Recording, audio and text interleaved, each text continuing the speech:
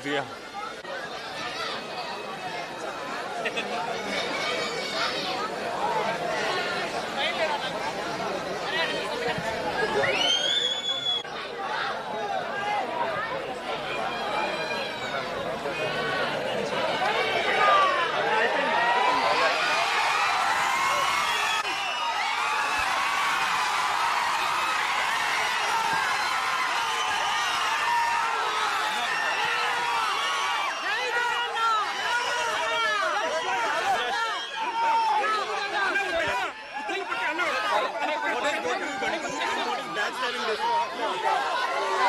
Avinash.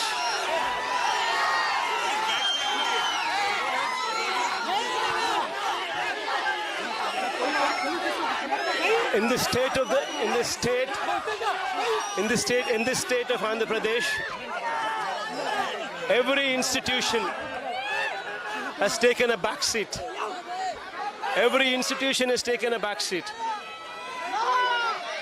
The misgovernance of Chandrababu Naidu, the Red Book Constitution, both these things put together have ensured that the state has taken a back seat altogether.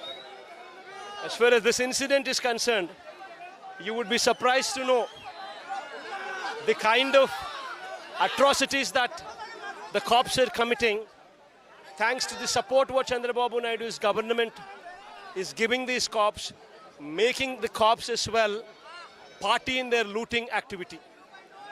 Because of this kind of because of this kind of support the cops are given, because of they being part in the looting activity of Chandrababu Naidu, which is currently prevalent. The cops have been emboldened, and it is not just stopping with Red Book alone. It is going beyond that, and that is what you have seen today, where you see people who are innocent. I do not say these people talk about multiple cases on these people. But I just ask one simple question. How are you concerned about their multiple cases in the past? They could be having any case in the past. But how is this incident connected to any of their past incidents? This boy currently the Rakesh, he doesn't even stay in Tenali. He stays in Hyderabad. He works for Zomato, and he's just come here. And this boy is now picked up by the police.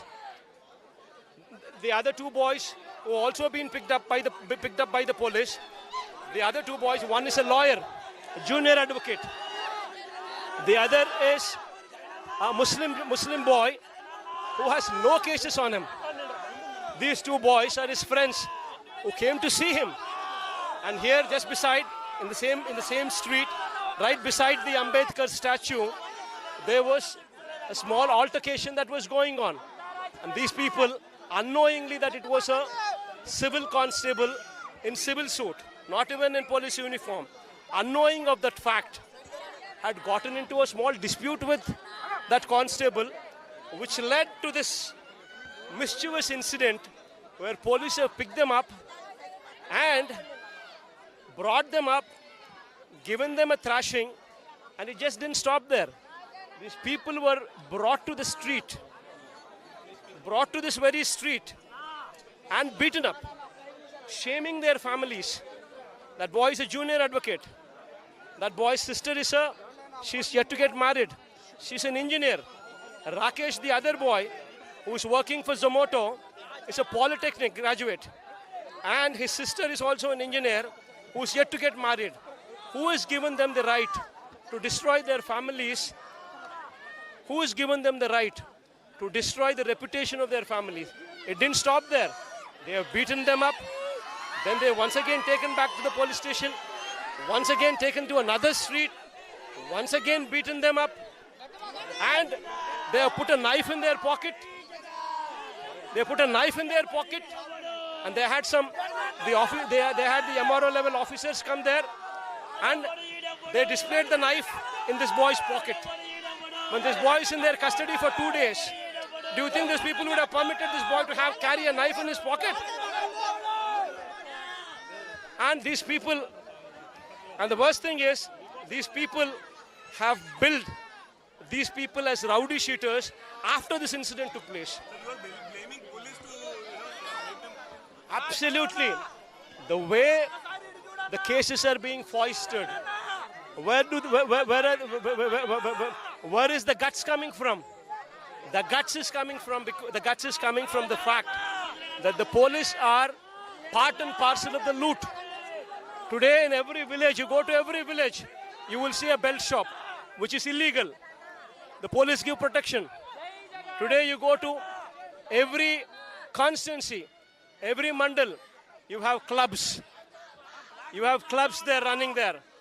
Every village, you have liquor mafia, you have sand mafia, you have, you name it, everything is happening, and police are the collection points.